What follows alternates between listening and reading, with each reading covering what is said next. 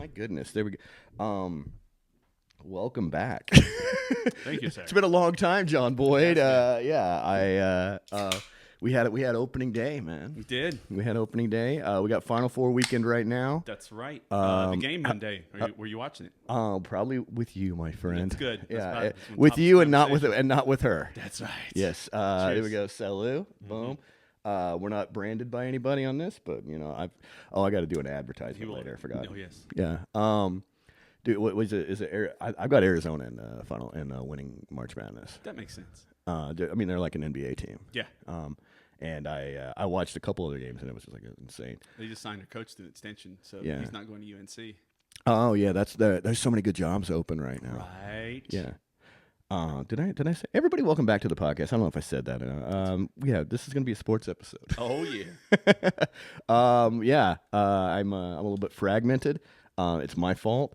It's Final Four weekend. We're talking these predictions, and this will come out after it. So who knows? But I think I had Arizona picked. I'm in a bracket with my nephew and a lot of his friends from college. And I was doing really well in the first weekend, and I was talking all this shit on the message board. And now I'm in 12th out of 17 teams. Yeah. Wow. I'm beating my sister, who she knows where some of the schools are, you know. Right.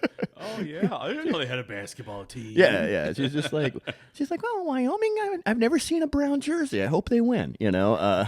So, yeah. Yeah, I don't do the basket thing. I did it 1 year. I lost and said, fuck it. You just gave up on it? I'm not going to do it. Right. I hate doing things that I'm not good at initially.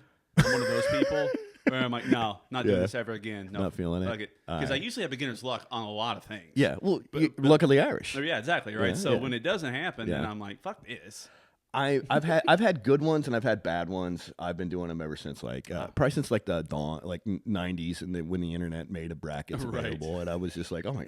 I used to do them at work, and it was fun. It was especially if you had like a cubicle job. Right. I think that's who March Madness really is for. Of course. Yeah. I don't know.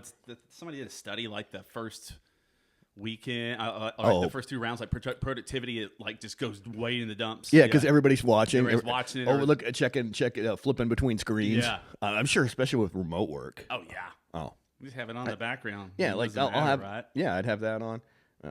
Maybe I didn't plug that. I didn't plug the thing in. Anyway, we'll figure it out. Usually I do that with them. Right. It's recording, but I think anyway. Fingers crossed. Yeah, I know. Laces out. I know. I dude, I am late. I'm on Friday. It's a Friday. I'm in Friday mode. Yeah.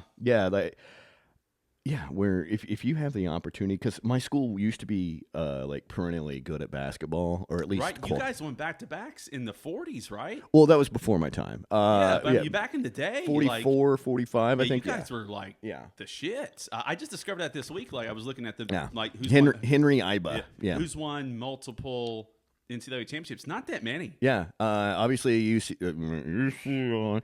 You mean FUCLA? We have an SC guy here. Fuckla. Yeah, we have an SC, a proud SC alum. Which they don't know who I am. You never introduced me. Oh, everybody, John Boyd, pride of SC. I'm so sorry.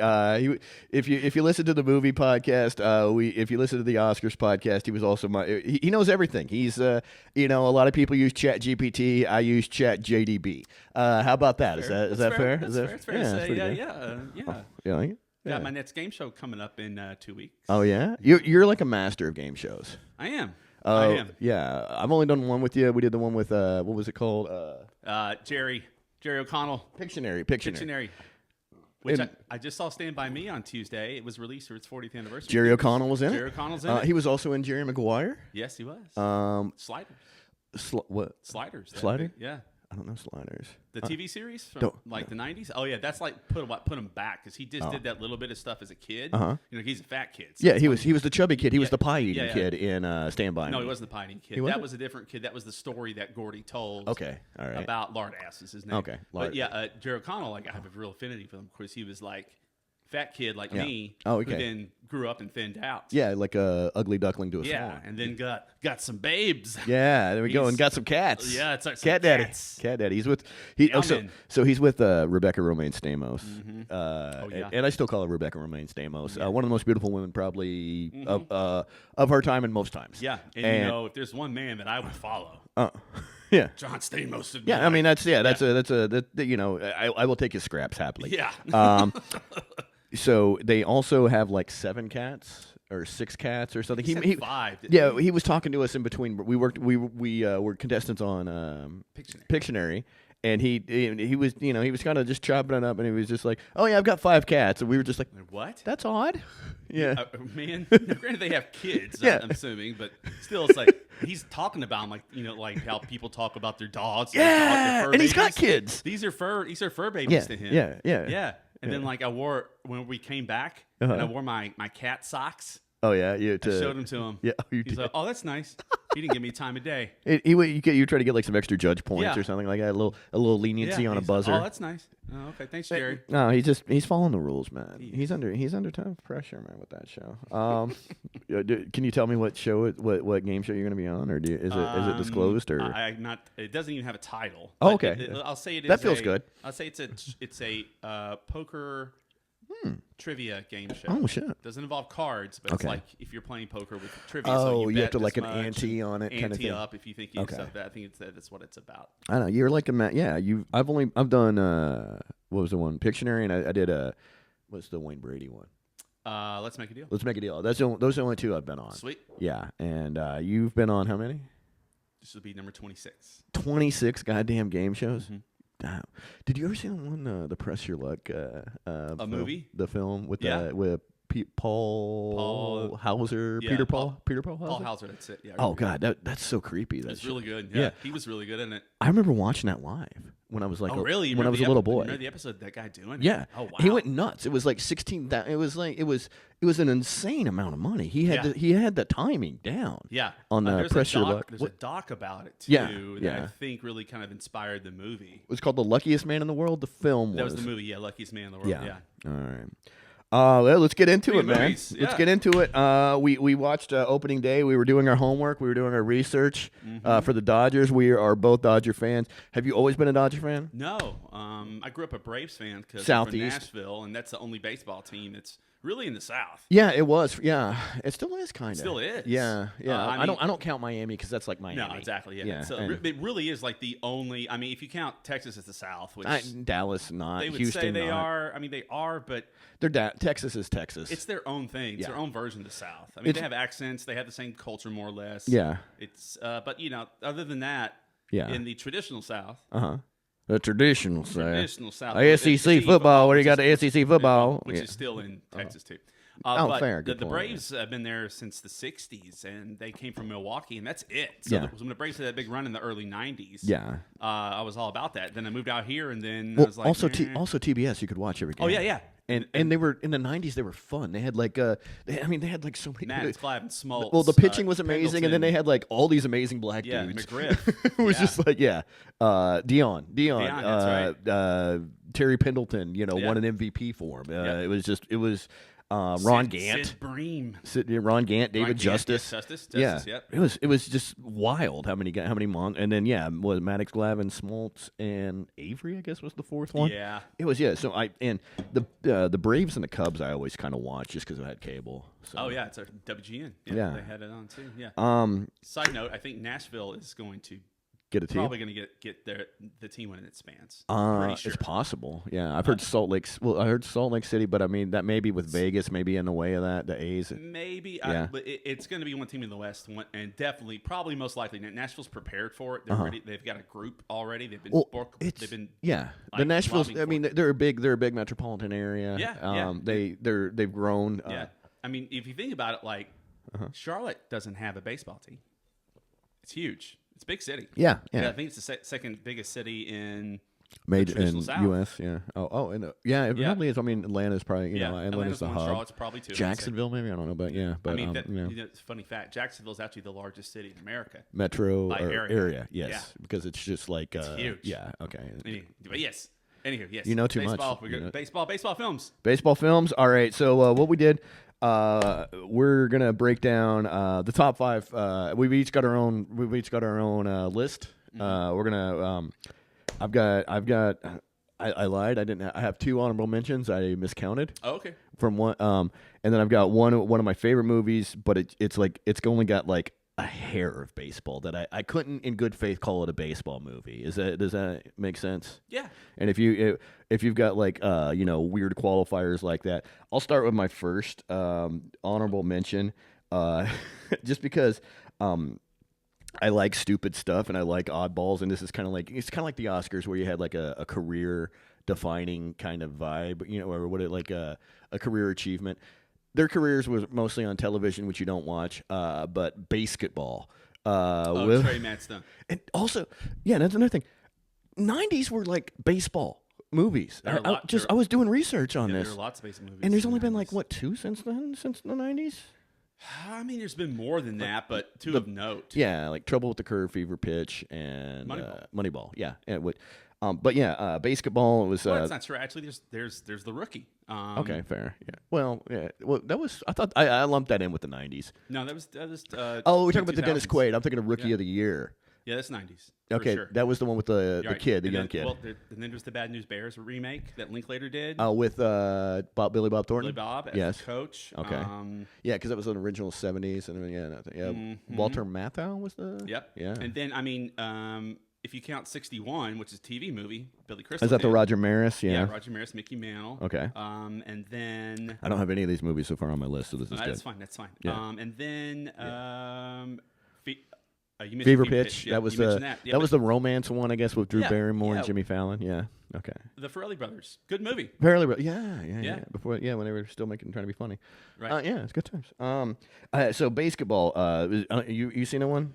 I have. Okay. It's very just stupid, absurd. Yes. Their movies were such low production value. Right. Orgasmo was one of them. Yes. it was just. The thing I really like about it was how many they had Bob Costas doing cameos in it. That's right. I forgot about that. Which is just brings it to a whole nother level. But I never knew Bob Costas was like as a funny guy. I knew him, he like crack a joke here and there. But to go to such a low budget movie and play it as a straight man, it was so silly. It's great for Costas is a short man. I'm not surprised he's funny. Yeah, he's got a he's got a Napoleon up. He's got a somehow. If you're short or you're ugly or you're fat, you got to be funny or smart or rich, right? Or rich or a big asshole. Yeah, which usually comes to being rich. Yeah, but he was. I was so pleasantly surprised to see that. No, and then it was just a stupid, absurd guy. You had Carmen Electra and Jenny McCarthy, I think. Yeah, I've only seen it once, and I was I don't know what. I mean, what? Well, you're into like good film. Yeah, and also I don't know. To be honest, I'm just not a big fan of Trey Matt's humor. To be fair. Oh really? Yeah. Okay. I never really liked South Park. For its non sequitur, sure. Yeah. But I didn't. Same thing. I feel about Seth MacFarlane and Family Guy. I'm not really. MacFarlane. I like him in a tiny dose. Yeah. But. It was like 22 minutes an episode of his show or his films. Ted, I'd like it in like a small bit, but I can't watch it for 90 minutes. It's just too much spazzy, too ADHD for me. Yeah. So that was one of my honorable mentions. Did you have an honorable mention? I do. Yeah. I didn't, but I will. Oh, I'm sorry. I didn't. Yeah. I would have to say that. What did I put down here? Sandlot. Was Smalls. No, that was Little Giants. Okay, no, you're killing me, Smalls. You're killing me, Smalls. I thought okay. I think they shared the same little kid. Is it? They probably had some of the same cast. Yeah, I'm sure. I think so. Yeah. Well, I mean, okay. I've seen Little Giants a long time, obviously. But hell, I haven't seen Sandlot in a long time. Yeah. But I saw it maybe 10 times in the 90s. You were probably the right age for it. Oh yeah, too. I was 12. You were in a target market for that. Yeah. I had it overgrown. Yeah. So yeah, break down the Sandlot. If I remember correctly, it's these kids, and then they have this Sandlot narrator story. Kind of like Stand By Me. Yeah, sort of like that. Yeah, it's sort of like a big group of friends, different backgrounds, different things going on. Whole thing with the big dog. Chopper. Chopper. No, that was Stand By Me. God, I'm just sick balls. Chopper. Sorry. Yeah. That's really. I mean, it's the stepdad had the baseball. That's right. Yeah, he had to go steal the baseball from the dad. I don't really remember much of the plot, but I remember liking it as a kid. So I guess that's why I would say it's honorable mention. Absolutely, and I think it was like Dennis Leary was the dad. That's right. And he was kind of a jerk. He was. He was a jerky stepdad. He wasn't the dad. He was the stepdad.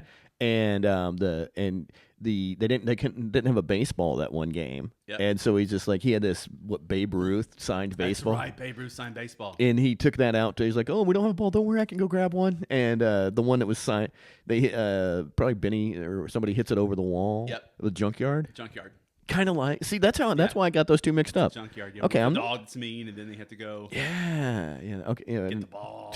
Dog shoot the hell out of it and stuff. And then the kid was like Benny the Jet Rodriguez. He winds up being a L.A. Dodger. Right. Just for us, and he steals home. That's right. He steals home. And the guy was a sports writer. Yeah. That's right. Gosh, you remember? I don't even remember all that.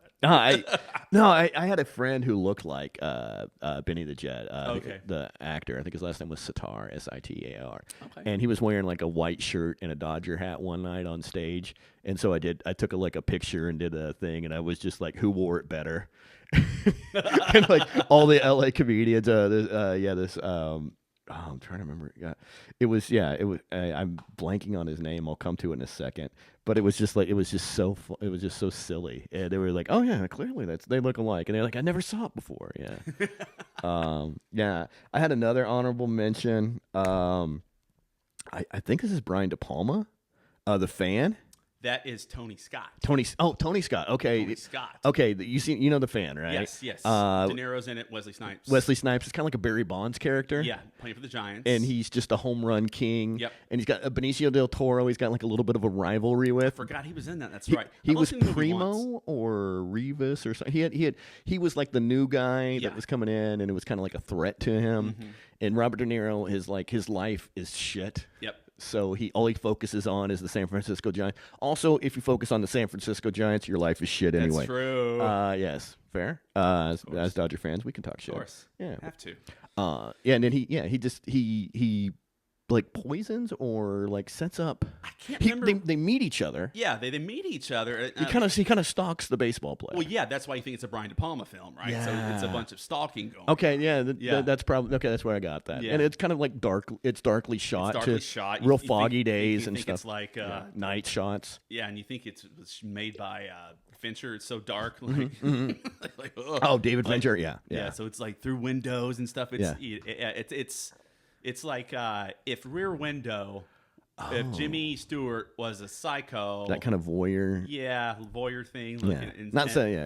I mean, obviously, Wesley Snipes doesn't kill anybody, but I just remember it not being that good from what I felt about it. But I didn't like it at the time. I rewatched it. Maybe I need to do that. Maybe it was one of those COVID rewatches. Okay. It's on YouTube Premium right now. Oh, gotcha. So it's like free, basically. With ads. What? With ads. No. No I don't have I have YouTube Premium, so I don't have no ads. Oh, okay, you.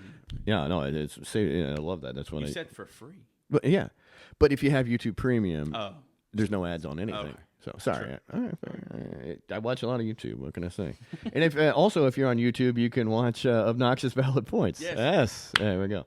No, it was. Yeah, he just got frustrated basically, and he killed. I think he killed the Benicio del Toro's character. De Niro killed him. Whoa. So because it was like a rivalry about who got to wear the number, it was just, and he still saw it as a threat to his player, and it was almost like that Kathy Bates kind of thing. It's like I own you now. Misery. Yeah, it had that kind of shades of that. God, like a psychopath. Yeah, and yeah, that's I didn't realize like psychopath stuff when I was watching this. I was because I was like 19 years old when I saw it, and I was just like, oh, whatever. And now I watch it, I go, oh man, this is actually dark and deep. A lot of people sleep on how good of an actor Wesley Snipes is. Oh yeah. So yeah, I mean, you kind of sleep on people who don't pay their taxes, you know. Oh. I mean, it's whatever. He's fine. To jail. Yeah, but it's it's white collar crime. That's. Well, I mean, I don't know why we're paying taxes for what we have now, what we're getting now. I mean, it was just like, oh, good, we're bombing, we're paying taxes so we can pay higher gas prices. There we go. I'm on a whole thing right now. Sorry. But yeah, that was my other one. Did you? I will select another one. Oh, okay. Mention. All right, yeah. Sorry, I didn't mean to throw you a real quick one there, but I could have swore that was Brian De Palma. I mean, I could see why I probably thought that. Like you pointed that out, it had that kind of stalkery, creepy music vibe to it, and like I said, really darkly shot. I'd have to go with another. I'd say. I'd say, did I put that in there? The Rookie, the Dennis Quaid? The Dennis Quaid movie, yeah. That was it's a Disney movie. Yeah. It's about this 35-year-old guy Good who feelings. makes the majors and plays for like 3 years, I think. He was a teacher. He was a coach. Yeah. A coach, yeah. And he is Dennis Quaid. He was in his 30s, I think. Yep. And 30s, 35, yep. And he was the coach of the baseball team. He played, obviously. Yeah, I think he played college, and I think I can't remember. Like wife and kids, maybe, yeah, I think or he something. Wife and kids, or maybe he hurt himself. I can't remember. Yeah, he got hurt. Maybe like he needed Tommy John surgery, and he never, something like that, so or he never, shoulder, so he didn't. Yeah. He didn't keep playing, and then he starts throwing one day, and like he's throwing. And throwing in years is throwing like batting 90s. practice. Yeah. He's batting practice for the team. Yeah. And then they're like, yeah, keep cranking it. Yeah. See what you got. And he was hitting 95, 97 on the meter on the speed gun. Yeah. And they're just like, yeah, go with it. Keep going. Yeah. And then it's based on a true story. Yeah. It is. Jim something, I can't remember. Yeah, Jim, I can't remember his name. And yeah, he wound up playing for Tampa Bay. Yeah. Which is kind of sad. But yeah, I guess that's not. I don't even call that the major. I think the sad team would be like the Pirates. You know, at least Tampa Bay's made it to 2 World Series, right? Yeah, I forget they're good. I always do because they're small market. They play Moneyball. They don't have a stadium. They do. They do? They're back in their stadium. Oh, they're back in their stadium? Yeah, I did not know that. They're back in Tropicana. Yeah, they're not playing in the minor league stadium. They were playing in the spring training stadium all last Yankees, year. Yeah. And now it's just the A's playing in a minor league stadium. That's so fucking weird. It's like, well, also it was like they were having 4,000 people in a 80,000 seat arena. Oh, yeah. It was sad. It was all like draped over. Yeah, it was like the big Ricky Henderson jersey over everything just to block up seats. Yeah, and like the ceiling was sort of like this fabric type. The Tampa Bay, the Tropicana field. Yeah, I think it was called. Tropicana. Yeah, and apparently it got fucked up in a hurricane. That came through, and I was like, 2000. Man, it really did a number on it. Did like, it ripped open because it's like a fabric type roof, ripped that off, and then rain and all that ruined seats and stuff. Oh yeah. Well, because it's so weird. I don't know. Like those old dome stadiums. Everybody's got retractable roofs now. Basically, I think. No, I don't think the Marlins do. And I thought there's opens. No. Okay. I don't think Arizona does. There's opens. There's those opens. Oh, it just never does. It just never does. They just never do it because it's always hot as balls. Yeah. They do it for heat, not for rain. Right. Yeah. For shade, I guess. Yeah. I don't think Miami opens. Yeah, Miami's a fucked up baseball team. That's well, they've won 2 World Series. But then they've never. Those are the only 2 years they finished above 500. I know, right? I mean, then they have fire sales after every time they win. They're like, we spent too much money. Yeah, it's like there's so many like it just doesn't make sense what they do. You know, I mean, we're spoiled as Dodger fans. Yes. Like I don't know about you, but I'm like, God, I was looking at it before the year. I was just like, as a Dodger fan, God, I really want them to win the World Series at home this year. Not at Yankee Stadium, not at Toronto. I want. Like that's my big concern. So there can be riots. Yeah, exactly. Yes. If Matt wants to riot. Matt may need a new pair of sneakers. Yeah. Matt may need new podcast equipment. Matt may need to get a catalytic converter or two. Right. Matt wants to shoot fireworks off, lose fingers. Absolutely, like a gentleman. But yeah, so he played for Tampa. I think his name was Jim something. Jim Brown. I don't know. But yeah, it's a Disney rated PG movie. It's wholesome. Dennis Quaid's really good. Dennis Quaid, he's underrated. He's a good actor. He's a great actor. Good, yeah. I liked him in that football movie, Any Given Sunday. Any Given Sunday. Yeah, I was rewatch. I always watch. I watched that speech that Pacino gives in that often. I need to, hey Matt, it's time to get out of bed. I got to watch the Pacino speech from Any Given Sunday. I go, all right, hey, it's time to take a shower. Hey. Yeah, that movie's batshit crazy. Oh yeah, Oliver Stone's batshit crazy. Yeah. You got the guy playing Jim Rome kind of thing. It's so many archetypes. Like the Lawrence Taylor actually being a football player, and then doing the injury thing that guys are playing, getting the shots. The Jamie Foxx is Jamie Foxx isn't. Yep. God, He's the quarterback, right? Yeah, he was the one. Willie Beam. I keep the ladies screaming. Yeah. There was an unrated version where it was just like a lot more man cock than I expected. I watched the unrated. Well, yeah, because like the original, the video version had like boobs in it, and I was like, all right, more boobs, and it was like, no, just more cock, and a lot. And when I say, you gotta throw the ladies a bone. They did. It was less, double entendre. But no, that movie, Any Given Sunday. I'm talking about football too. I'm doing a Bo Jackson thing. I'm doing a Deion Sanders thing. I had one movie I picked that does not make my top 5. It's one of my favorite movies, but it only has a hair of baseball in it, and that would be Dazed and Confused, where they're oh, that's right. They does have a hint. Yeah, it's like 5 minutes. So I love that movie, but it also when I was thinking about baseball movies, I was like, oh yeah, and I go, well, that's not enough baseball in it. But Linklater did another baseball movie besides. Was that the college one? Yeah, the college one, which is everybody gets some, or everybody wants some. Everybody wants some. It's a terrible title, but yeah. They were trying to make a play off that song, I think. I think so. Yeah. I mean, it's fine. It's like Linklater film. It meanders through stories. Plot, it's very similar to that. I never thought about that. It's about guys just hanging out, drinking beer and talking to girls. Yeah, trying to get pussy. Okay. Yeah, it was. Yeah, he.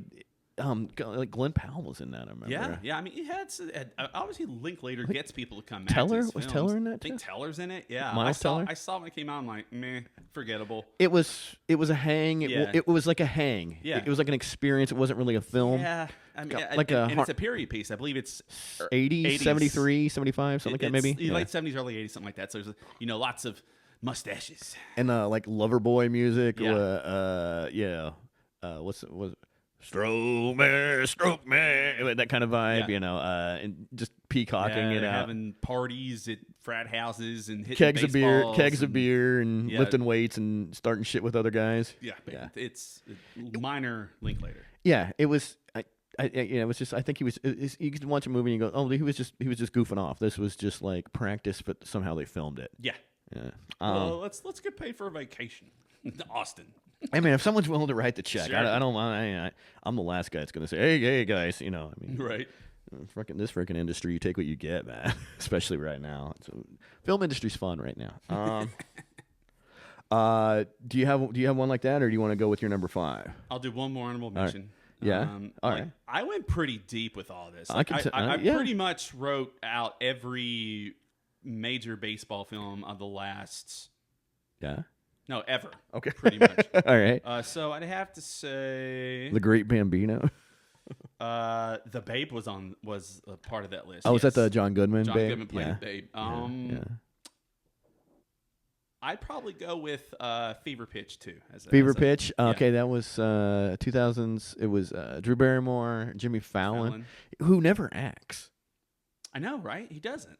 Outside of like SNL sketches. Yeah, he tried for a while, then didn't really go anywhere. I thought this was like I think this was like the only time I've ever seen. It was one of his few acting roles he's ever done. Outside of like Saturday Night Live sketches. Yeah. And those were like 2-3 minutes. Right. Yeah, that's actually a good point. Which is that movie's also a remake of a soccer film. Oh, it is? Yes. Was it like a British soccer film? Oh. British soccer film. Yep. Yeah. And then they remade it with baseball because Americans don't give a shit about soccer. Well, if we were football, if we were decent, we'd probably care. I mean, it's boring as shit, man.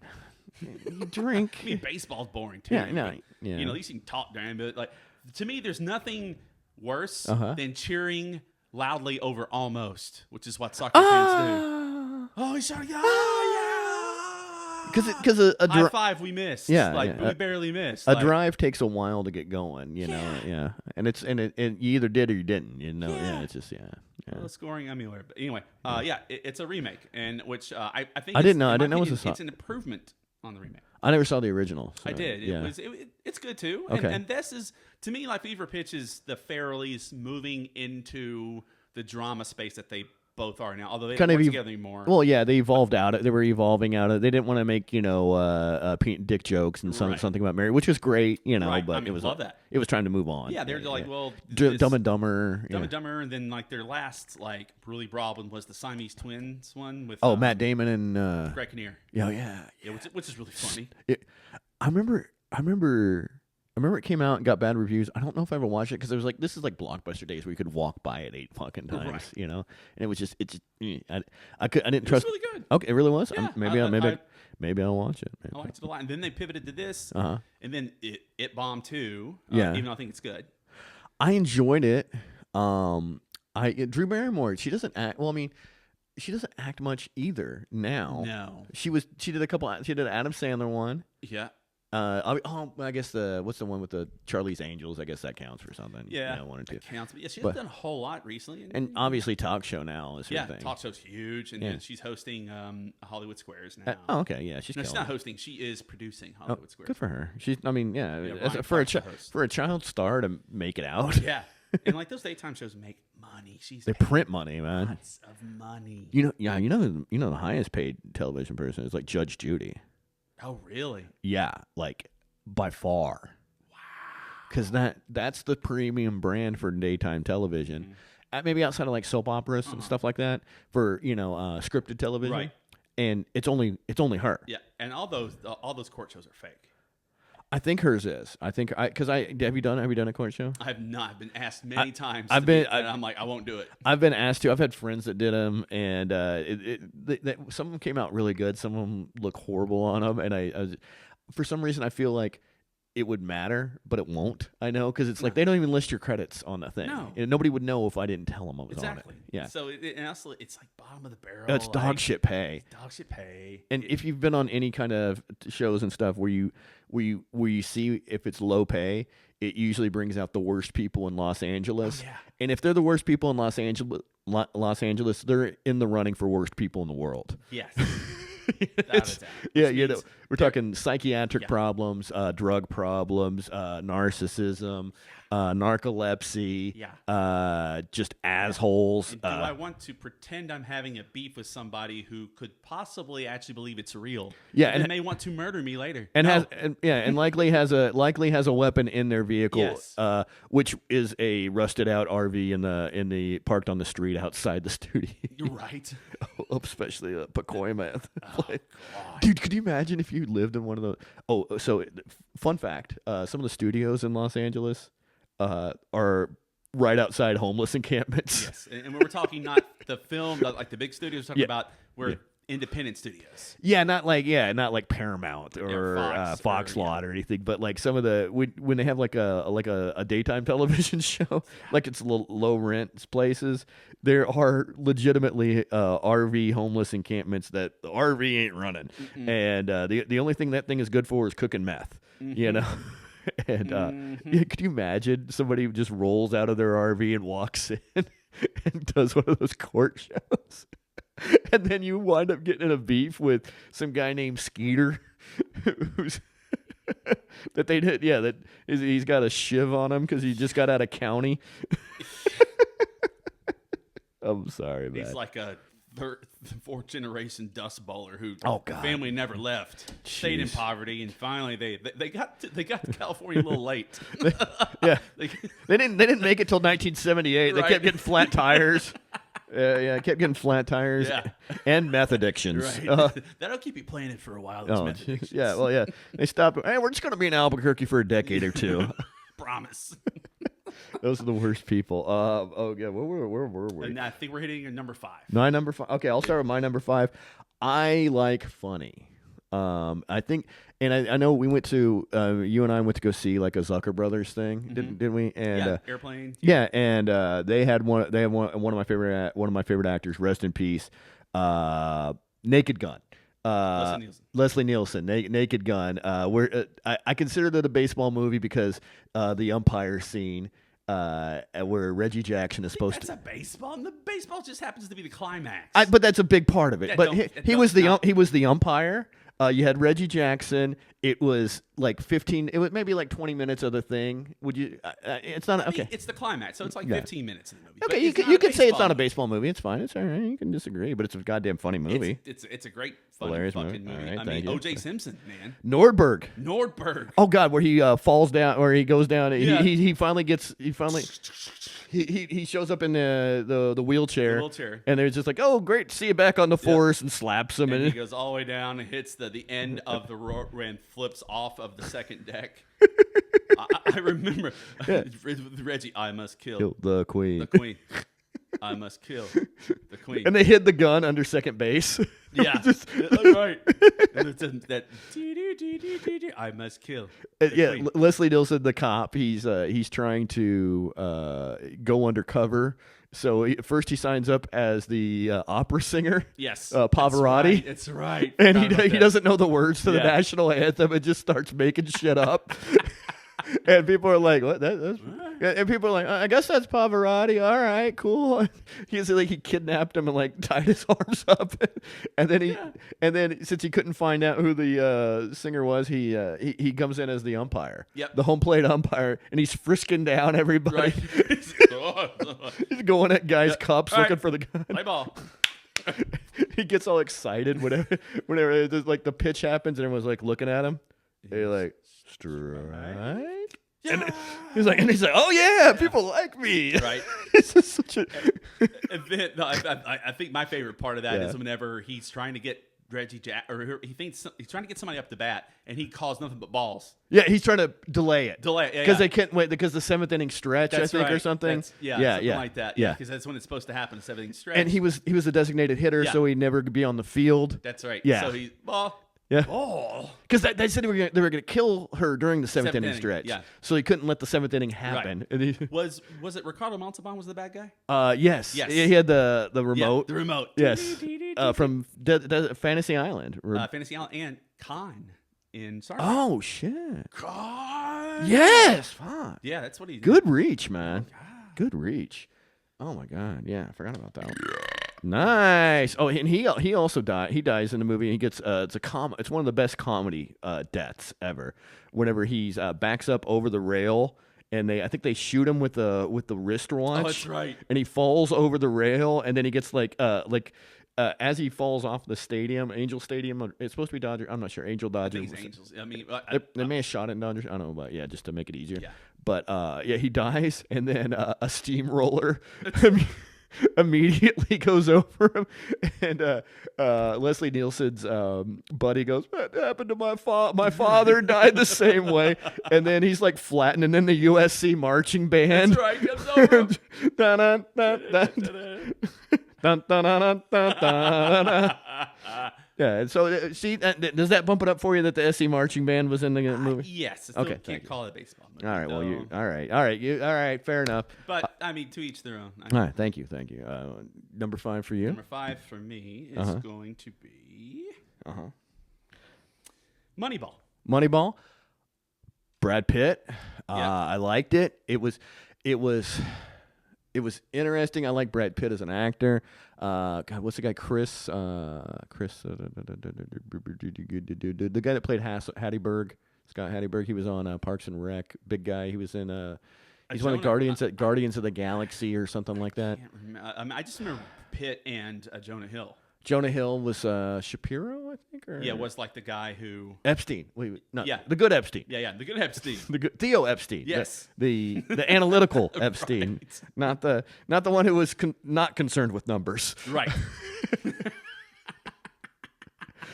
Yeah, can you imagine having the last name Epstein and like having a good life, and then that list thing goes out? Yeah, just call me. I would say no. It's Epstein. Epstein, yeah, Epstein. Philip Seymour Hoffman was the manager. That's right. Philip Seymour Hoffman was in it as the manager. I want to think. Are you? Who was Scott Hatteberg? God, it's Chris something. He's Chris Pratt. Chris Pratt. That's right. Chris Pratt's in it. Was the first baseman that they made play right. for? Yes.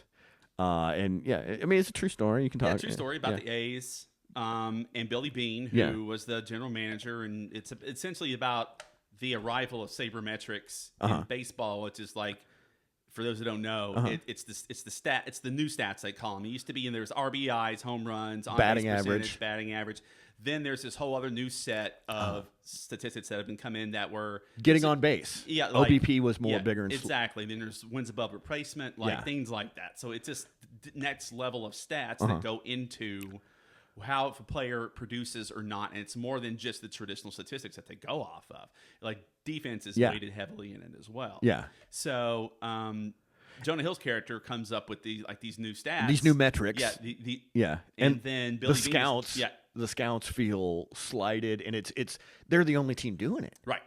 And it like that resistance to change. And the A's have, except for the 70s when they won 3 in a row, and then the late 80s when they won Canseco, McGuire, Dave Stewart. After that, they essentially went into baseball purgatory, which is where they've been forever since then. I mean, low budget team. Yeah, low budget. They spend the least amount of money, and Billy Beane was instrumental in that because he had to work within this low budget. He was the general. He was the general manager. So that's heavily on the personnel. Right. Excuse me. Yeah. So then it's about him adopting this and finding a different way to win, which. Especially after they lost Giambi and Barry Zito, I'm guessing, or something. They always traded their best players, which is still pretty much what the A's do now. For more prospects. For more prospects, just because they didn't want to pay people. They couldn't. They couldn't. I mean, they could. They chose not to. Look. Right now, the A's are owned by the guy, the family that founded Gap. He has the clothing. Money. Yeah. Yeah. Oh shit. And it's not just Gap. They got like Banana Republic. He has money. Yeah. I mean, they could print their own uniforms. He just doesn't want to put it back into the team. And Fisher. Yeah. Oh, he's a piece of shit. John Fisher. Yeah. So I mean, he's making money with the A's no matter what because the TV deals, right? I mean, and now look, they're actually going to start spending money out there because they're going to Vegas. I mean, if a team just sucks forever, I think and they've got no plan to get better, no plan to be competitive. I feel like MLB should take over the team. I think they did that with Montreal because they were just dicking around for so long and said, be a legit team. You know. But so that's what Moneyball's about. It's one of only 3 movies, baseball movies, nominated for Best Picture. Really? That was nominated for Best Picture? Yep. I liked it, but I'm also like a baseball guy and a baseball stat guy. I didn't realize it had that much universal appeal. I think Brad Pitt kind of brings a lot of that to it. Oh, sure. Yeah, and it was a very understated performance for him in that movie, too. Yeah. He was nominated, actually, for it. So, it was... it was about like going against the grain and finding a new way to do things. I think what really makes the movie shine, I mean, even though Bennett Miller, who's a decent director, Bennett Miller has done other films... such as Foxcatcher, another sports movie. Oh, that was one with Steve Carell, the DuPont guy. And then Capote. But Sorkin wrote Philip the script. Seymour Hoffman in that, too. Sorkin wrote the script, which is why that movie's so good, in my opinion. Yeah. Moneyball. So. Okay, that's outside. Can you hear it on the mic? Can you hear it on the headphones? Yeah. God, it's been loud. Trash man. Anyway, sorry. Yeah. But so Moneyball's my number 5. Oh, man. All right. I liked it. I couldn't put it up there. I enjoyed it. I watch it when it's still on, but I just couldn't. Number 4 was one that was a whatever movie until the fucking heartbreaking final scene for me. That was Hardball with Keanu Reeves. I've never seen it. You've never seen it? Never seen it. So I think it was like 2000 when it came out. He's it's for the first like 90-minute movie. For the first like 80 minutes, he's just he had a DUI and he was a friend of his had a DUI and he's like a scumbag, owes money to this guy, and he's got like community service. So they say you got to go manage a baseball team. So he has Keanu Reeves do it, and Keanu Reeves is like just a scumbag, throughout the movie. I think he's smoking around the kids. Right? Yeah, I think Catherine Keener may have been a love interest in it. And it's it's a white guy in the hood. They know he doesn't care, and he does. And these kids are adorable. These kids in like Harlem, New York, and they live just a rough life, and one of them gets shot, and the youngest little kid gets shot in a housing project, and then they come back and like they weren't gonna be able to play their last game, and then they just wind up playing without him, and it was a win, and it was like I think that may have been a true story too. Oh wow! But yeah, it was and it was like these kids were just they had no organization and no structure, and it was like a law firm. They're like, just throw some money at the problem because their guy had a DUI, and yeah, and they wound up bought him jerseys, and they were just like, it was but like the ending it's such a movie, but the squeeze at the end was fucking perfect. Hardball with Keanu Reeves. I like the fact that you put squeeze and hard balls in that. Yeah, exactly. It was I've been jerking off men. So the movie went to pedophilia, is what you're saying? No, God damn it, no. Keanu turns out. Catherine Keener could have been squeezing Keanu's balls, or I think it was Catherine Keener in the movie. And you got your phone in front of you. I don't know. I got mine recording. I don't know. It was and it was just cool to see like these kids who had like zero guidance, especially from a dude, and like he kind of stepped up and became like the man, and the kids, it was just like gravitated to him. It was kind of like a Bad News Bears vibe to it, but which I liked. I just couldn't decide which one, so I went with a neither. All right, yeah, go your number 4. Major League. Oh, I got that going up. Yeah.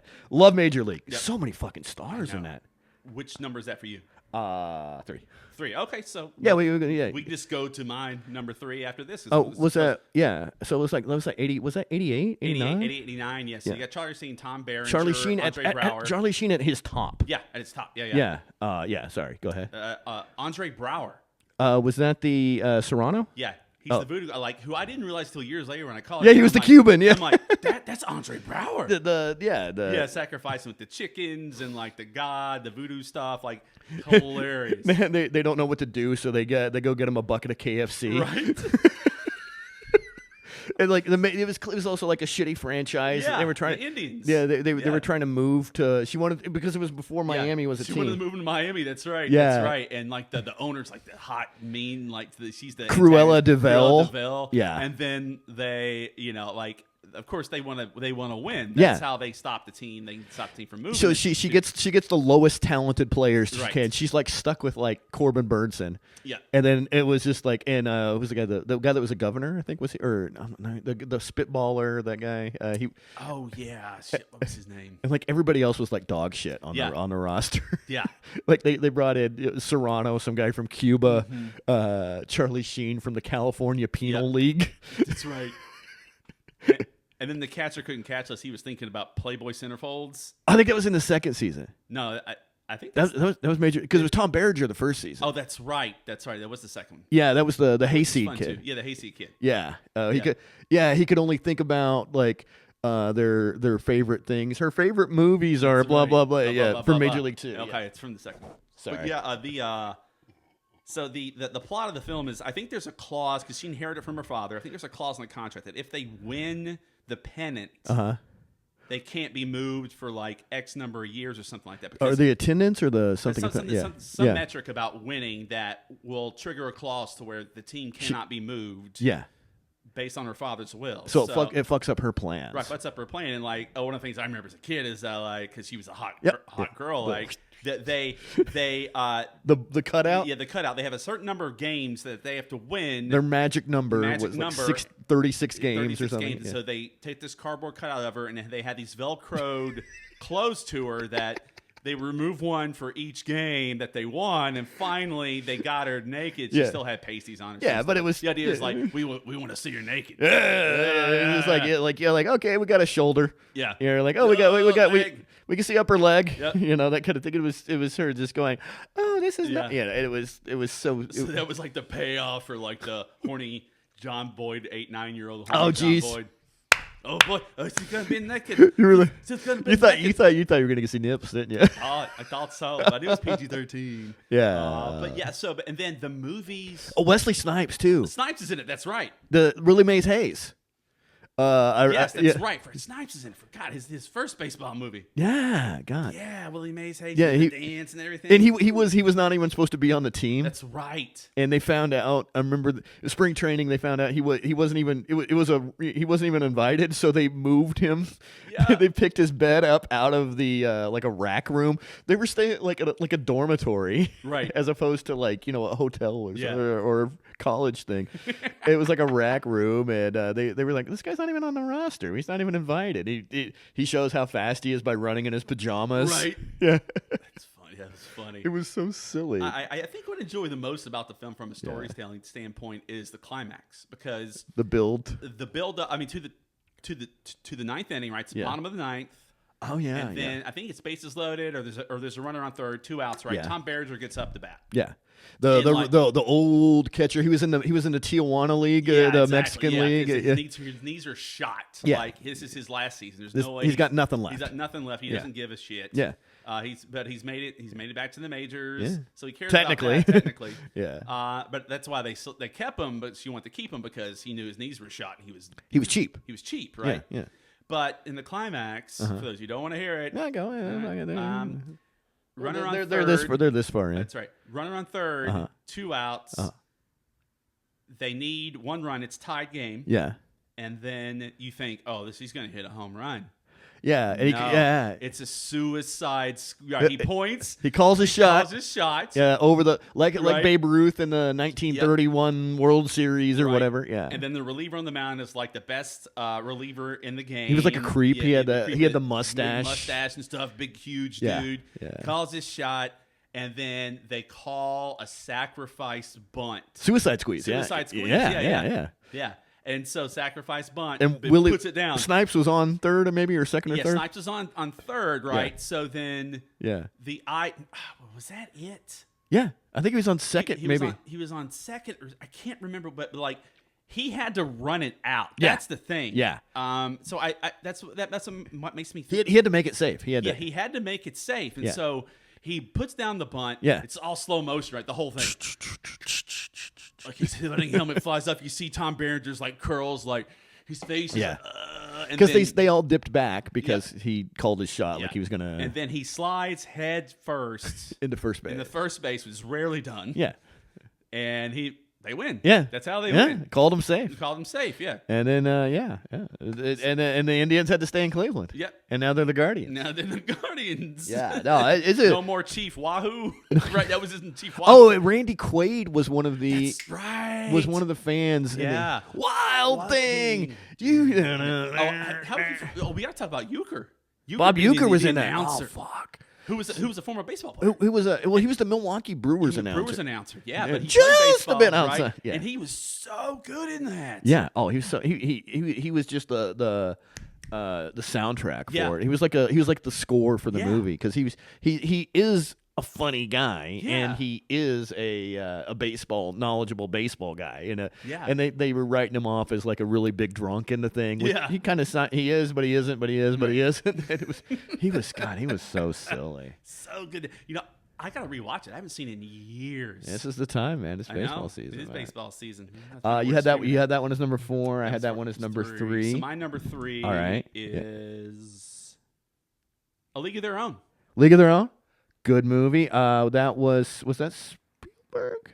Penny Marshall. Penny Marshall, as it should be. It was produced by Spielberg. Okay, that's probably why I'm thinking about that. But, Tom Hanks, Gina Davis. Gina Davis. A lot of talent. Madonna's in it. Oh, Rosie? Yeah. Rosie O'Donnell. Lori Petty. Lori Petty, right. I know small role was John Lovitz as the scout. That's right. Lovitz was in it. Who's the guy that played the owner in that? He was in a whole bunch of shit. Jay Thomas or something. I think He's been in the Wrigley. He was the Wrigley. Yeah. He was Charles Wrigley, I guess. Because the Rockford Peaches. Rockford Peaches. So for those of you who don't know, during World War II, baseball went on hiatus, I think, right? Well, they drafted so many players like Ted Williams and Stan Musial. Some people went and volunteered to fight too. So I can't. If baseball, such a different time. You good? Did it go? Did they shut it down or did it still play? I can't. I don't think they play. Okay, so then it was like a national interest kind of thing. So then they got women. Yeah. To play They drafted so many men. Yeah. So many able-bodied men. Yeah. And it was like I couldn't see that happening now. I mean, well, I mean, but some of them though, I don't think were even drafted. Like Williams is too old to get drafted. I don't. Yeah, I'm not sure. He volunteered. Okay, yeah, I couldn't see that happening either. Shit. DiMaggio volunteered. Yeah, I mean, like the last guy we had like that was like Pat Tillman. It didn't end up well for him. Mm-hmm. Yeah. But yeah, so that movie, one of Tom Hanks' first sort of semi-serious roles that he ever did.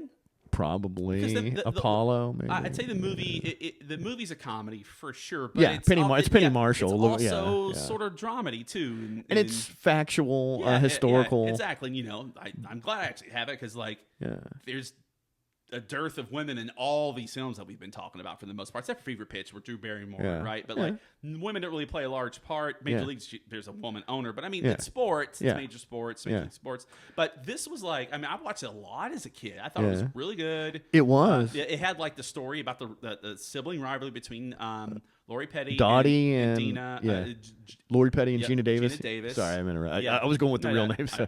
Dottie Henson. Dottie Henson. That's right.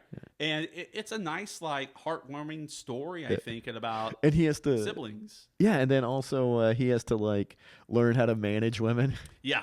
Because he was like a Major League Baseball star and then a manager. It was based on Jimmy Foxx, I believe.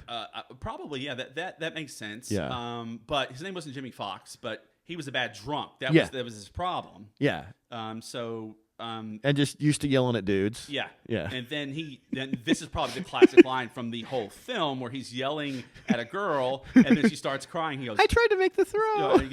Are you crying? Is she crying? There's no crying in baseball. I'm sure people have heard this from if you've never heard the movie. I haven't seen the movie. Like Pedro Martinez recited it, whenever he was losing against the Yankees. It's just like, what am I going to do? There's no crying in baseball. Yeah. Really good movie. Your kids would love it if you want to watch a movie with your kids. You got some good wholesome choices. Man. Yeah. I'm dark. Yes. Oh, yeah. What's your number two? My number two? I mean, you'll figure out number one just by saying my number two. Bull Durham, Kevin Costner, Tim Robbins, minor league baseball. He's also Sarandon. Susan Sarandon. Yeah, I had that really. I think it brought them together, and they're still married, as far as I know. It's right. Yeah. Tim Robbins. No, they're not together anymore. Okay, well, but they had a good run. Yeah. For Hollywood, especially. Tim Robbins, he was like the hot shot rookie. It's a minor league baseball team in North Carolina. That is the real name of the team, is the Durham Bulls. Mm-hmm. I've seen their stadium. Go ahead, grab that one. And it's, I think they're, Tim Robbins is like the hot shot rookie. He's got he's a, say like $1 million arm and a 10-cent head throughout the thing. And they bring in Kevin Costner, who is similar to Tom Berenger and the other one. He's a lifelong minor league catcher who had 1 week in the majors. And Crash Davis, which is like a great name for a veteran football or veteran baseball player. They want him to be a mentor, a manager on the field, and get this kid in line. Mm-hmm. And it's the young guy versus the young buck versus the grizzled vet kind of vibe to it. Susan Sarandon is great in it. She she's like usually hooks up with the hottest player on the team. Right. She's like a groupie for the team. Yep. And Robert Wool. Robert Wool, that's right. Who is a great comedian, a sports comedian, was the coach, not the manager, but the coach. Right. And he would just riff so much throughout the thing. Formerly, you may know him from Arliss. So, he knew his sports stuff. Right. But, and if we're talking about baseball movies, he was the reporter in Cobb. Oh, yes, the Tommy Lee Jones playing Cobb, which is Ty Cobb, which is also written and directed by the director of Bull Durham, Ron Shelton. I did not know that. Yes. Yeah. Did you know much on Bull Durham? I mean, I've seen it. It was one of those movies that everybody talked about, and I never got around to see until about 6-7 years ago. Oh, really? Yeah. You slept on it. Yeah, I did. And look, I liked it. Also, you saw it out of the time that it was made. Yeah, exactly. So, So I liked it. I thought it was a little slow for me, but it was. The best thing about that film is the dialogue, and Shelton is a great dialogue. What's his name? Ron Shelton. Ron Shelton. So, and like I said, he did the movie Cobb. But here's the other things that he has written and directed. White Man Can't Jump. Great. The original? Yeah. Great. Tin Cup. Oh, golf with Kevin Cheech and Don Johns. Was it? Kevin Costner. Kevin Costner and Cheech. And Cheech, yeah. And Cheech. Play It to the Bone, the Woody Harrelson boxing movie with Banderas. Yeah, and God, yeah. And he also wrote The Best of Times, which is a football film. Kurt Russell and Robin Williams. Yeah. He's good at working with comedians. Yeah. He didn't direct that, but he wrote it. And then he also wrote Blue Chips. Nick Nolte, Shaq, and... It's directed by William Friedkin. Oh, wow. And he also wrote The Great White Hype. Oh, God, The Great White Hype. That was Samuel L. Jackson, the boxing... Peter Berg. Movie, Peter Berg, yeah. And then he also wrote Bad Boys 2. So... Jeez. Yeah, he's got some monster hits. If there is one, I would say... in all of film, one writer-director who has had the biggest mark on sports movies, it is Ron Shelton. He's a monster without a doubt. Clearly. He loves the work in that. I met him. He came into my class at USC. Really smart dude. Loves sports. Oh, yeah. Also, just to let everyone know, John is a screenwriter. So, So, so you know your shit on this is what I'm saying. I do. Yeah. And I went to film school. SC Film School, which is highly respected. But, so Shelton came in and talked, and he was just like cool as down-to-earth dude. Yeah. So Bull Durham is considered his first big hit that he had, and it put him on the map. People say it's a class, and I would say it's definitely a classic 80s comedy. Actually. Yeah. It was Robert Wool when he goes out there, and he was just like they're having a big thing on the mound, and they were just like nobody knows what to get Jimmy for because he hooked up with the second groupie on the team, and like that's right. Nobody knows what to get them for a wedding thing. So and so thinks his glove is cursed. Tim Robbins is pitching out of the wrong eyelid, and he just goes, candlesticks make a good wedding gift. He just breaks it down, and is like, we'll see what we can do on the. We got to get a live chicken to break, and they wind up also with a bucket of KFC. Right. It was just like Robert Wool was just so silly in that movie. I just remember his great comedic relief. Did you have Bull Durham on your top 5 or did not? Probably because you saw it like out of the time. Probably out of its time. I would say that would make sense. Makes sense. Yeah. Okay, so you're number 2. My number 2. People are probably gonna ding me for this. 'Cause a lot of people maybe don't like it. I think it's sappy. All right. Too long, but For Love of the Game. Oh God, I like Costner. I felt like I just rewatched it the other day, and it's Kevin Costner's third baseball movie. Yes. It was Field of Dreams, Bull Durham, and then it's this one. Yeah, and I know Philip Seymour Hoffman's John C. Reilly. He's the catcher. Yeah, it's like a pitcher. One of his first roles. Yeah, it's like a pitcher on one of his last legs. Yeah, last legs, and then he gets through the first 4 innings and he's perfect. Yeah. So. The movie, it's the last game of the season. Right, last game of the season. The team's getting sold. Yeah. They're trying to get rid of salary. Yeah, there's literally nothing to look forward to. He was a high salaried guy. And now he doesn't have it anymore. Bishop or Doyle or what was it? Was it Bishop? Was his last name? I think something Bishop. Yeah. Yeah. And it's who was the girl in Kelly? Who John Travolta was married to? Kelly. Lynch? Yes. Was his love interest. His divorce? Yeah, they were like separated in the movie at the same time. And so basically, what the plot of the film is, and by the way, this is directed by Sam Raimi. A lot of people are like, what? 97, 98? I think it's 90, 95, 96. Somewhere in there. All right. This is like Sam Raimi's first step into drama. All right. I'm not a smart Sam Raimi guy. Tell me Sam Raimi. Evil Dead. Oh. 1 and 2. He did Evil Dead, and he did For the Love of the Drag Game. Me to Hell, his recent film, Send Help. Yeah. Wow. Yeah. So he directed Love of the Game. People are like, what? Yeah. Yeah, it was his first foray. I knew the name, I just didn't know his first foray out of the horror comic book, because he did Darkman right before this, I believe. No, I'm sorry. I'm wrong about that. He he did Darkman, and I think he did one more film after that. Could be wrong. Yeah. But this is his first foray into like drama. Wow. Yeah, and so it's a little long. It's like 2 hours 15 minutes. It is a long one, and it's methodical. Yeah, but it essentially what I think is kind of the cool thing about the film is that certain things in life that he went through prepares him to get certain outs. Yes. And prepares him to... Relationships with the guys. Prepare him to... Guys on the other team that he has a history with. Yeah. They help him to get this perfect game. And so, one of the lessons is like... 27 outs. Right, yeah. 27 outs. No hits, no runs, no errors. No walks. Yeah. No base runners. No base runners. Yeah.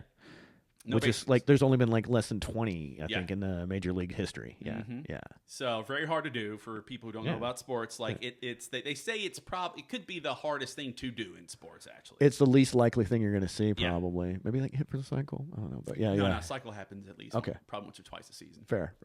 But anyway, so that's what the plot is about. A lot of it's not very well reviewed, but I like Sam Raimi a lot.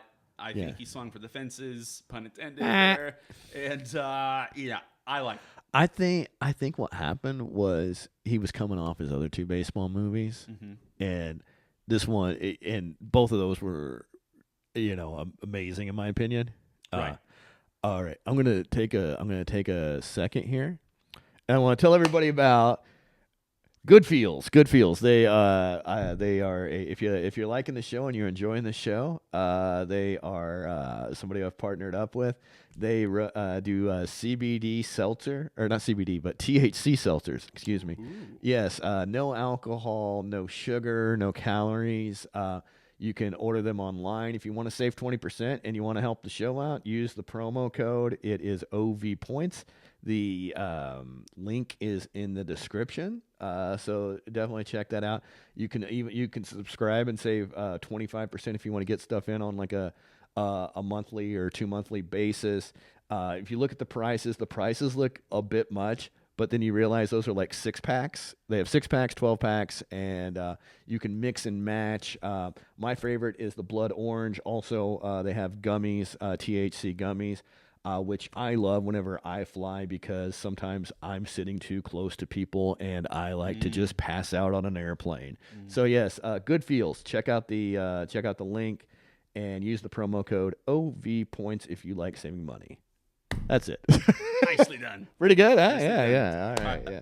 I stand corrected. Okay. That was not Sam Raimi's first foray into okay. outside of horror. It wasn't Sam Raimi. No. The Quick and the Dead was his first foray outside of horror. Was that was a Western, right? Western, Sharon Stone, Gene Hackman. That was good. It's really good movie. That was 90s, that was mid-90s, and you were right. It was late 90s, this one. Okay. Then in between Love of the Game and Quick and the Dead, he did one of maybe his most brilliant film, A Simple Plan. That Billy Bob Thornton, where they find the money out of a plane, I think, or something. Yeah, and who's the other guy? Bill Paxton. Yes, and Billy Bob is such a pussy in that movie. And just everything goes wrong in that film. It's not a feel-good movie. But it's brilliant. Was that based on a true story? No. Oh yeah, God, it was such a good movie. Such a good film. I mean, to me, the measure of a good movie is if I felt something, even if I didn't love it.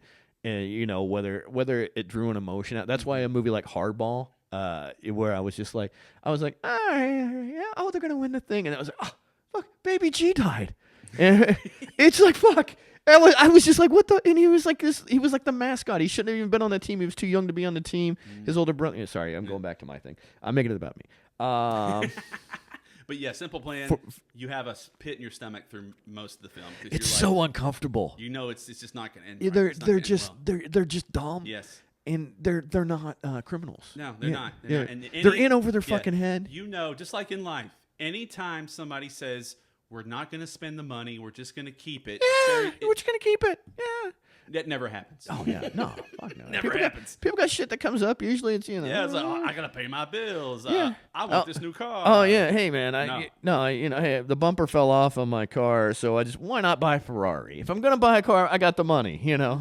Yeah, just kind of. Your number one. My number one, Field of Fucking Dreams. Okay. Kevin Costner owned 90s baseball movies. He did. To me, it was a perfect movie. It was the right time. If you build it, they will come. That's where that phrase came from. Right. He was a frustrated, failing farmer in Iowa, and he gets a premonition one day he's got that he has to build a baseball stadium. It's some kind of mirage he's looking at his corn. His farm is failing, and I think Timothy Busfield is like his brother-in-law. Yep. And he's just like, he's a good with numbers guy. He's like, you need to sell. Oh, there you go. You need to sell. You're fucking your family over. And he's Kevin Costner is just he doesn't know why, but he just decides, I'm gonna mow over my cornfield, right, and build a baseball stadium. You left out the big point. He's hearing shit. He's he's here. Yeah, he's having premonitions and visions of a baseball field, and he's hearing, "If you build it, they will come." He doesn't know what it means, but he knows he has to build a baseball field in the middle of rural Iowa in a cornfield, and then it goes against any kind of logic, and then it turns into his unresolved issues with his father, who was a failed baseball player that gave up baseball to raise the family, and they had a shit relationship. And he wrote his son so hard that Kevin Costner never wanted to play baseball, and so it was just James Earl Jones as a poet, Terrence Mann. For some reason, it was like something that his wife was protesting at the local PTA about, his beatnik style books, and that it was anti-American, which you see now going on, this is like 88, 89. Yeah. And you see it in 2026 where they're like, oh, this is detrimental to the children and blah, blah, blah. And so they go to Boston and find James Earl Jones, who was Terrence. And I forgot they went to Boston. That's right. They went to Fenway Park, kidnapped him, told him he had to go to a game, and then they get another premonition at the game. And then James Earl Jones, Terrence Mann, is on board with them. And he's like, let's fucking do this. The scoreboard gets weird and they hear something, and he pretended his finger was a gun to Kevin Costner. Kidnaps James Earl Jones, and then it was just like, oh shit, I'm on board. And then they as they're driving back to Boston, they pick up this kid, Frank Whaley, at the time. That's right, Frank Whaley. Yeah, who. It was, a 90s actor. You know him as the Big Kahuna Burger from Pulp Fiction. Yep. Look at the big brain on Brad. That was Brad. And they're just like, we're supposed to pick this kid up. We're supposed to pick up a hitchhiker. And they get him back to the minor league. They get him back to the fake baseball field. And his daughter, Timothy Busfield, the uncle, is like, you're screwing over your family and your daughter. And the daughter is eating a hot dog, and he knocks her over, and she starts choking on the hot dog. It's fucking beautiful. Yeah, no, and then the kid they picked up, Frank Whaley, was a cup of coffee, major league player, and walks out, and he gave up baseball, became a doctor, saved the daughter. And then that unlocked the whole nother thing. And it was like all the old Major League Baseball players had somewhere to play. And that's where he resolved his issues with his dad. It was fucking beautiful. I loved it. You can see me tearing up a little bit. I'm kind of gay about it. It's a really good movie. Yeah. I saw it, and I've seen it, I think, 2-3 times. Yeah. Really enjoy it. I mean, was that Ron Howard? No, that was. It feels like a Ron Howard movie. It does, but it's Phil Alden Robinson. Okay, I don't know that. He didn't really. That was his biggest film. Really? No, yeah. Pretty much that was his top peak. Which he's done other stuff that I knew, but most people wouldn't off know. The radar. Yeah, but you're in. You're smart. Right. You're very juiced in with film. The thing about Field of Dreams, if people want to know, it's only one of 3 movies about baseball ever nominated for Best Picture. Oh, really? Yeah, Moneyball's 1. Okay. Field of Dreams. Field of Dreams is 2. First one, Go. Pride of the Yankees. Lou I've never Gehrig? seen about Lou Gehrig. Yeah, with classic actor Gary Cooper playing Lou Gehrig. I'm the luckiest man alive. I've never seen it. It was nominated. I don't know why the Academy hates baseball, but it was nominated for 11 Oscars. They hate jocks. No, not true. Not true. You don't think so? Well, boxing is a little bit different. Boxing owns the Oscars as far as sports. It's guys with their shirts off. That's I why. guess. Well, I was actually thinking about that. We'll go on after I get the tidbit about Pride of the Yankees. Is that nominated for 11 Oscars? Wow. Won 1. Editing. Yeah. So here's why I think. We're doing a little digression here, but it's still sports movies. Yeah. Why filmmakers love boxing? Number one, man versus man combat. Yeah, it's high stakes. Yeah. Right. It's like you may get a concussion, you may die. You may die. Well, especially like Cinderella Man. Right. which was like the last recent best boxing movie in my opinion. Creed was okay, but The Boxer was pretty good too. oh, The Fighter. The Fighter, yeah. Sorry, Yeah, Fighter. was that the Christian Bale? Christian Bale, yep. Yeah. All right. So here's why I think boxing has the highest stakes. Number one, you may die, right? It's one person versus another person. Man versus man. Man versus man. There's nobody else. So you could say racing is more dangerous than boxing, which I agree that it is 100%. You're more likely to die. You got to have a good racing. mechanic. You got to have a good. But it's team. also like it's you versus 25 other people. Yeah. Okay. So not as more mono. Not mono. Yeah. Right. So then there's that. There's the people in the corner. Right, so it's few personnel, which means less characters. Get up, you son of a bitch, because Mickey loves you. Exactly, right? There's the whole training aspect to it, which is very visual. Who was the mentor protege? Right, exactly. like Apollo, Rocky. Yeah. Okay. So there's that's why the Academy loves boxing and boxing films. What was Raging Bull? Raging Bull. You've got. I mean, there's lots. Rocky. But we're talking like what the Academy loves. Yeah. One is won Best Picture, which was the Clint Eastwood film. Am I blanking on it? $1 Million Baby. $1 Million Baby. Oh, God. Great fucking movie. Great movie. Yeah, the Clint Eastwood. Directed and co-starred in it. God, is she hot or not? I can't remember her name. Hilary Swank. Hilary Swank, and she went to go eat at In-N-Out. She went to go eat at Astroburger afterwards. I remember because I see the pictures of it. Exactly. Yeah. So lots of nominations for boxing films, for Best Picture, for actors, for 2005. So the early one of the first Best Actor winners, one for The Champ in 1931. I forget the guy's name. Yeah. It's John something or other. But the Academy loves boxing. Yeah. Baseball, which is America's pastime, has really gotten a lot of love from the Academy. And look, to be fair, boxing back in the day was America's second sport after baseball. Yeah. So that's why there's so many films about boxing. It makes sense. But again, for all the things that talk about story-wise, it makes a lot more sense. The 90s were so heavy on baseball movies. Yeah. I didn't realize it. That there's like Trouble with the Curve. That's about it. I think that's early 2000s. I don't 2010s. I thought it was a Timberlake, and that was Clint Eastwood. I think. Yeah. Yeah. That was so 90s. You got Sandlot. Garner. You've got Major League. Pretty much everything from this movie. We thought of 61. Well, Cobb was Mr. Baseball. Tom Selleck, another baseball comic. Yeah. That's the Major League guy who goes to Japan. Yes. Yeah. It's fine. It's good. 2000s. There was the Bernie Mac one. Oh yeah. Where something like 300 hits or Mr. 3000. Yeah, Mr. 3000. That's it. Mr. He comes back to get his 3000th hit. Angels in the Outfield. So I went to a play with Marcus, and he said he wanted Angels in the Outfield to be that, and it was just because of Danny Glover. Oh yeah. And then but I go, and then I forgot that Marcus, the regular co-host, he didn't want 42 on there because he auditioned for 42. And Chadwick got it. Oh man. Which is a really good film. Yeah. Marcus auditioned for it. They wanted an unknown at the time, and so they wanted an unknown athletic guy, and he was like, Chadwick Boseman ruined my career. Somebody to blame. Yeah. No, there could only be one. It's like the Highlander, apparently. Anyway. But yeah, I mean, you're right about the resurgence in the '90s. So there's Cobb. There's Rookie of the Year. Rookie of the Year. Angels in the Outfield, I think it was close. It was like, because For the Love of the Game, Bull Durham, Major League, they were all like 88. I rounded into 90s. Dreams. Field of Dreams. Hardball, I think that was 2000 because I remember it was right before. Trying to remember if there was another one. I'm sure there are. Angels in the Outfield. Yeah, it was so silly. Rookie of the Year. Rookie of the Year. Yep, I mentioned that one. Okay, sorry.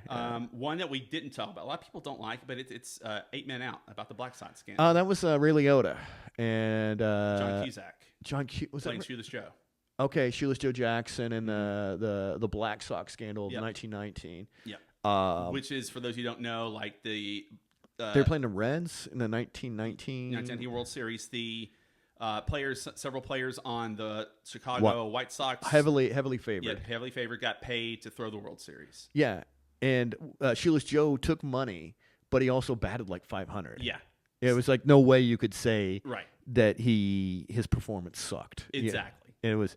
And Shoeless Joe couldn't read either. That was also a line. That was also a Ray Liotta was Shoeless Joe Jackson in Field of Dreams. Yes, that was who that was another byline in it. Exactly. Yeah. Sorry, that's where I got crisscrossed. That's it. And what other one that we there's the Jackie Robinson story. made in 52, which actually stars That was in 52? Jackie Robinson. Holy shit, I didn't know that. Yeah. I'm sorry, 1950. So wow. it actually starred While Jackie he was still Robinson. playing. Yeah, while he was still playing. He did his own story. Did his own stunts. Yeah. The whole thing. I've seen clips of it. Yeah. Robson's not a good actor. He's a baseball player. But I mean, worthy of putting that stuff on celluloid for all the for historical purposes and stuff like that. Absolutely. I know they made 42, which was a Jackie Robinson biopic. Right, directed by Brian Helgeland, who also wrote Mystic River, LA Confidential, he's got some good shit. Yeah. So, and that's one of the reasons I think my 42's so good. Yeah. So you want to be my number one? Because everybody knows we haven't talked about it. Oh. And everybody would be like, what about this one? Do it. Oh, I didn't. What big, huge baseball film have we not talked about? I don't know what we're missing. It's from the 80s. It's not Bad News Bears, is it? It stars Robert Redford. The Natural. I was thinking about that. God damn it. Wonder Boy. Was it Thunder Boy or Wonder Boy? What's the bat? Wonder Boy. Wonder Boy. Yes. I remember I saw it when I was too young, and I never came back and watched it because I was Robert Redford's a fucking amazing goddamn actor. He's one of my favorites. Astounding. God rest his soul. We lost him within this last calendar year. Yeah. Good guy. Met him. Oh, really? Amazing. Yeah. He was the lead in The Last Castle, and I was a PA. Yeah, you told me about that. Yeah, with Delroy Lindo. Yeah. When I would Mr. Redford, we need you on set. Go ask him. He's like, okay, thank you very much. Really appreciate it. Just a human dude. Yeah. One day he said, hey, I'm Bob. I said, I'm John. Nice to meet you. That's all he ever said. That's all I wanted to say to him. But really professional, good guy. I felt seen. Yes. You know. No. So, well, it's nice when people are like of that level. Yeah. And they don't treat you like a piece of shit. Absolutely. Yeah. Yeah. Like Wilford Brimley. Wilford Brimley plays the manager in that. Sorry, I just remember that. Glenn Close. Yeah. Plays the love interest. In that she was nominated for it. Redford wasn't nominated, sadly. Really? Well, he's got his own. Yeah. He did all right. Right. So basically, the plot of the film is that Redford's a baseball player when he's young. He starts going out with the wrong woman, I think, and then he gets shot. Like just freakish. Instead of for like a love triangle squabble thing. Okay. If I remember correctly, I haven't seen the movie in about a decade. All right. But and then he can't play baseball for a long time. Then he comes back and he's like this. He was a minor leaguer when he got shot. He was like the next big thing. He was like a prodigy. Yeah, prodigy. Yeah, like up and coming. Yeah, there's this scene early in the film where he was a pitcher actually. He pitched and he hit just like he was like the Ohtani of the day, man. Or like Babe Ruth, which is where the scene is about him. Yeah. They never say it's Babe Ruth, but they call him like, "Hey Slugger, you're doing great." They never say it's Babe Ruth, but they're like at a carnival and Redford's like, "I can strike you out." Yeah. So he strikes out Babe Ruth. At this carnival. Yeah. And so he was a pitcher up and coming, gets shot, then he goes away forever, and then he comes back as like a 35-year-old rookie. Yeah. And he hits. The redemption story, the hero's journey. Yeah, and probably the best score of any baseball film. I need to rewatch this one. Yeah, I need to rewatch this. It gives me chills because it's like the score combined with like he does the bottom of the ninth, wins the wins the game. He hits the lights and it's a great shot as he's going around the bases. Yeah. Like all these embers from the lights, the sparks are falling down all around him. Everybody's going crazy. He's bleeding because somehow he re-injured his scars or whatever. His stitches. I don't know how that happened. Because he strained himself swinging so hard. Yeah, that's what he did. And like he breaks his big bat, then he gets like his backup bat, and he still hits. Everybody's like, "Oh, I broke my bat." He had to use somebody else. He had to use somebody else's bat. He had a bat that was made from a tree that was felled by lightning. Oh Jesus! So it's like this.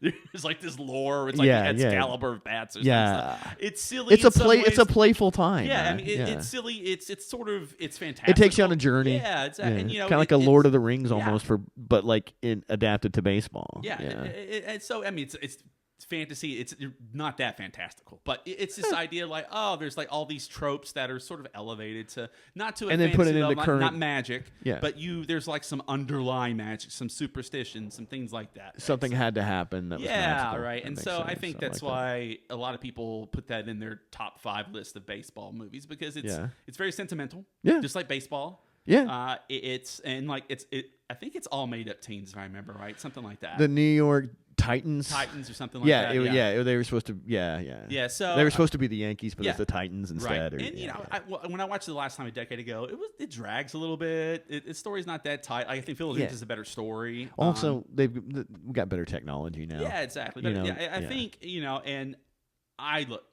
I'm someone who I'm not a very sappy, sentimental person. Yeah. Certain circumstances. No, I've been in traffic with you. Yeah. I've watched sports with you. Yes. Yes. To me, watching Requiem for a Dream is a good time. Ass to ass. Yeah.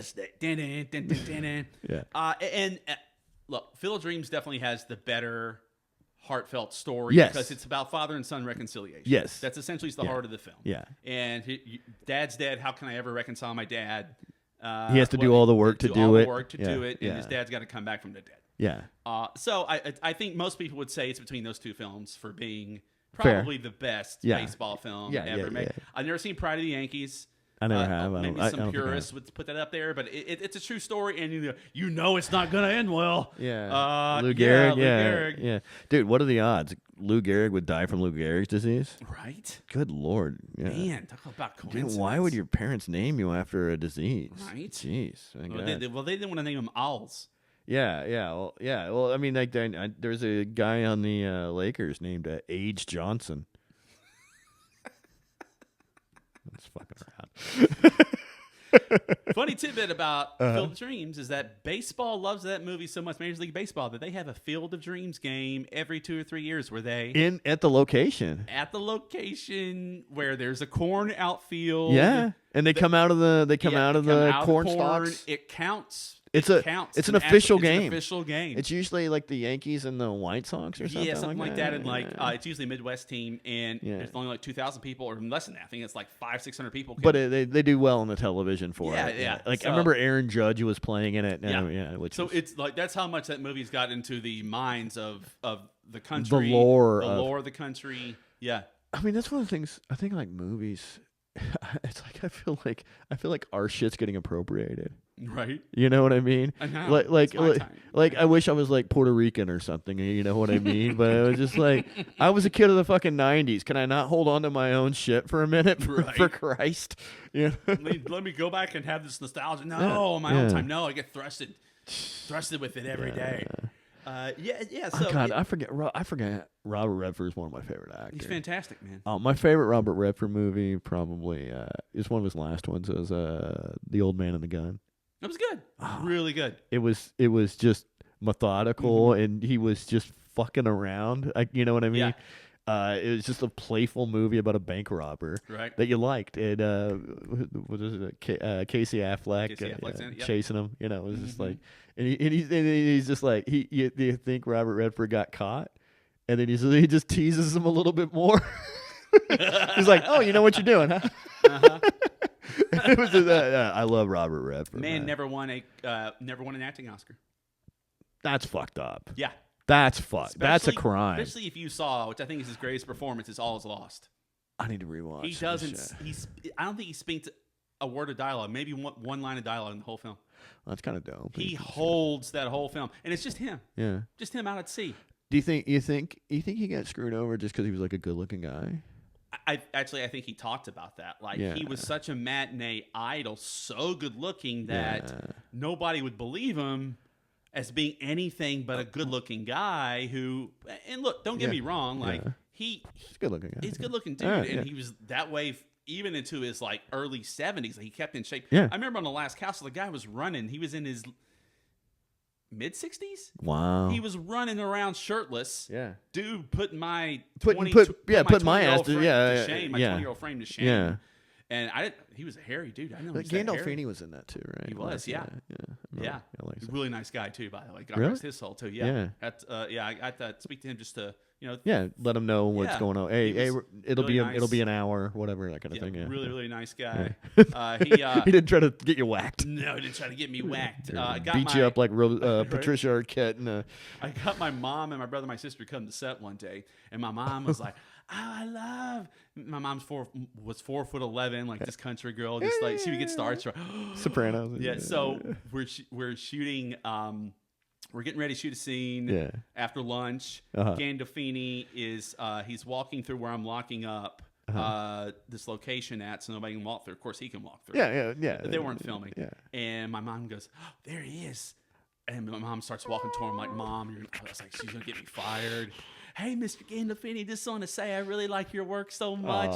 And could I shake your hand? He goes, she held out his right hand. He goes, I have a key lime pie all over my right hand. I'm sorry, but how about we shake pinkies? So that's my fair. mom and Gandolfini shook pinkies. She probably appreciated that more. Yeah. And then he... He just come back from eating lunch or whatever. Back from eating lunch. Oh, and then we were like a scene after we just shot. He walked through again, and nobody was there, but me and my family were hiding. Yeah. He just walked through, didn't think anybody was there. Lifted his leg and cut the biggest fart. Good for him. Just went. Good for him. Yeah. Did your mom get to? Was your mom privy to that? Yeah, we were all right.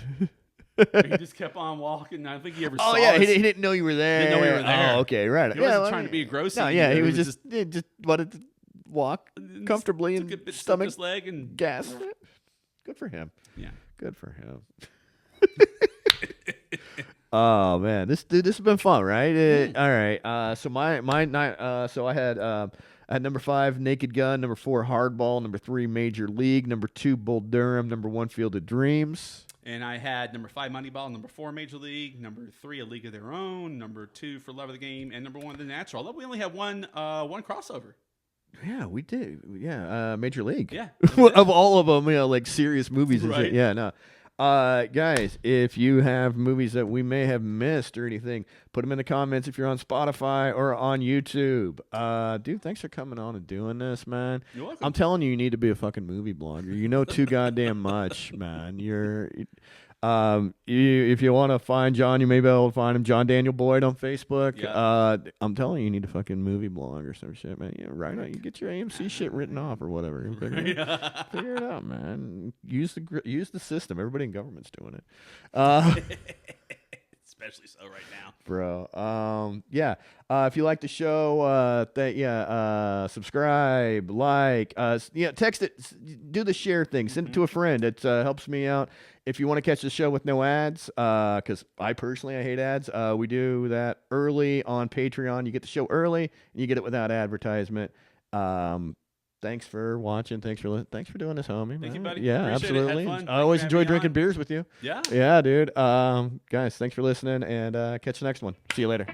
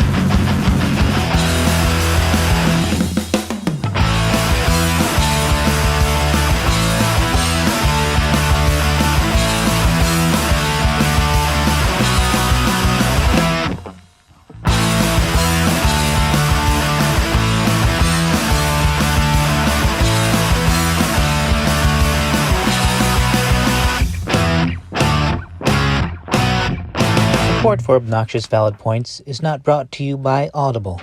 Audible, are you too stupid to read a book? Have one read to you. You'll find no books or mentions of books at patreon.com/ovpoints.